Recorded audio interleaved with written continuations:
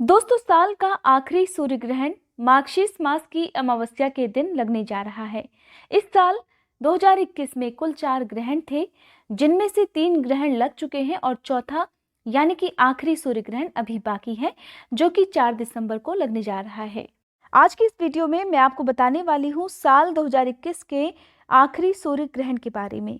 ये ग्रहण कब से कब तक लगने वाला है, दुनिया के किन किन देशों में ये ग्रहण दिखाई देगा, क्या इस ग्रहण का सूतक काल लगेगा या नहीं लगेगा, साथ ही किन किन बातों का ध्यान ग्रहण के समय रखना चाहिए, इन सब बातों के बारे में बताने से पहले मैं आपको कुछ जरूरी और काम की बातें बता देती हूँ। दरअसल देखिए, जब भी ग्रहण पड़ता है तो ग्रहण से निकलने वाली जो दूषित किरणें हैं वो वातावरण को दूषित कर देती हैं। अब चाहे पूर्ण ग्रहण हो या फिर आंशिक ग्रहण हो, कुछ न कुछ उसका अशुभ प्रभाव वातावरण में फैलता ही है। यही कारण है कि घर के बड़े बुजुर्ग जो हैं वो बच्चों को, बुजुर्गों को या फिर बीमार लोगों को और साथ ही गर्भवती महिलाओं को ग्रहण के समय बाहर निकलने से मना करते हैं। हर धर्म में ग्रहण के समय कुछ न कुछ विशेष नियमों का पालन किया ही जाता है। तो ग्रहण के समय कुछ जरूरी काम ऐसे होते हैं जिनका ध्यान रखना बहुत ज़रूरी होता है। कुछ काम ऐसे होते हैं जो ग्रहण के समय किए जाते हैं और कुछ काम ऐसे होते हैं जो भूल कर भी ग्रहण जब लग रहा होता है तो उस समय नहीं किए जाते हैं। कौन कौन से ऐसे काम हैं? तो मैं आपको पहले बता दूं कि हिंदू धर्म की मान्यताओं के अनुसार ग्रहण के समय सबसे पहले तो मंदिरों के कपाट बंद कर दिए जाते हैं। अगर सूतक काल लगता है तो उस समय सबसे ज्यादा इस बात पर ध्यान दिया जाता है। साथ ही हिंदू धर्म की मान्यताओं के अनुसार मंदिर की मूर्तियों को छूना निषेध होता है, यानी कि मंदिर की मूर्तियों को नहीं छूना चाहिए, चाहे वो आपके घर की मूर्तियां हो या फिर विशेष मंदिर की। ग्रहण के समय सोना नहीं चाहिए या चाकू और धारदार चीजों का प्रयोग नहीं करना चाहिए। साथ ही अगर घर में पहले से पका हुआ भोजन है तो या तो उसे ग्रहण से पहले समाप्त कर देना चाहिए या फिर पके हुए भोजन में हिंदू धर्म की मान्यताओं के अनुसार तुलसी के पत्ते डालकर रख देने चाहिए। इसके साथ ही ग्रहण के समय कोई भी नया कार्य प्रारंभ नहीं करना चाहिए, खासकर कोई मांगलिक कार्य हो या आप अपने किसी बिजनेस की शुरुआत करने जा रहे हो तो ग्रहण का दिन छोड़कर आप किसी और दिन भी इस काम को कर सकते हैं। ग्रहण के समय भोजन नहीं करना चाहिए। इसके अलावा ग्रहण के समय आपको क्या करना है ये बातें भी जान लीजिए। सबसे पहली बात तो, जब भी ग्रहण पड़ता है और उसका सूतक काल अगर लगा होता है तो आप अपने अपने धर्म के अनुसार जो भी पूजा पाठ है या आप जिस भी देवता को मानते हैं या आपके धर्म के अनुसार जो भी पवित्र काम है, आप उनका मानसिक रूप से ध्यान कर सकते हैं।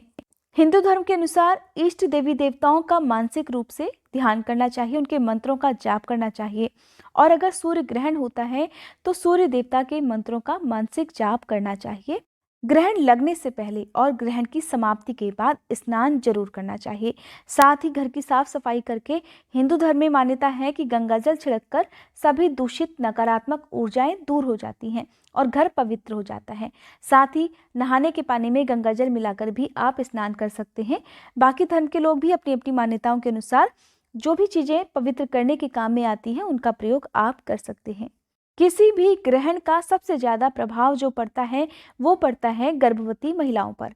अगर आपके घर में गर्भवती महिला है तो सबसे पहली बात तो उन्हें कुछ बातों का ध्यान जरूर रखना चाहिए ताकि होने वाले बच्चे पर ग्रहण का कोई भी अशुभ प्रभाव ना पड़े। अगर ग्रहण आंशिक रूप से या उपछाया ग्रहण पड़ता है तो उसका कोई भी सूतक काल मान्य नहीं होता है और ये ग्रहण हमारे देश में दिखाई भी नहीं देता है।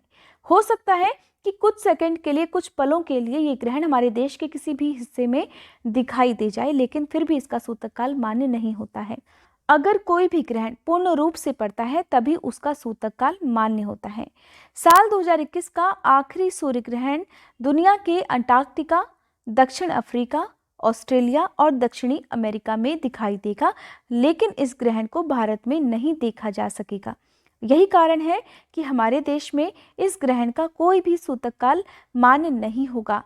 हालांकि ज्योतिष शास्त्रों का कहना है कि भले ही इसके सूतक काल के नियम हमारे देश में मान्य नहीं होंगे, लेकिन सूर्य तो एक ही है, इसलिए इसके प्रभावों से बचा नहीं जा सकता है। अगर ये दूसरे देशों में दिखाई देगा तो इसका कुछ ना कुछ नकारात्मक प्रभाव जो है वो वातावरण में जरूर फैलेगा। और यही कारण है कि कुछ विशेष सावधानियां जो हैं वो ग्रहण के समय, खासकर दिन में जब सूर्य ग्रहण होता है तो उस समय बरतने की सलाह दी जाती है।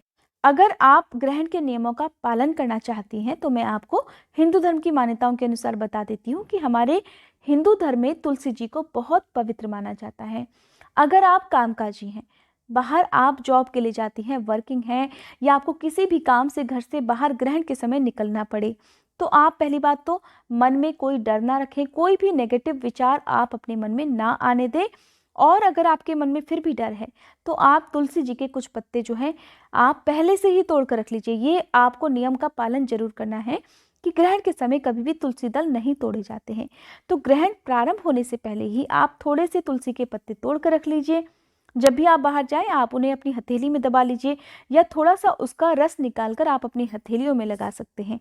वापस आकर आप एक दो पत्ते पानी के साथ निगल भी सकते हैं, या जाते समय भी एक या दो पत्ते आप पानी के साथ निगल सकते हैं।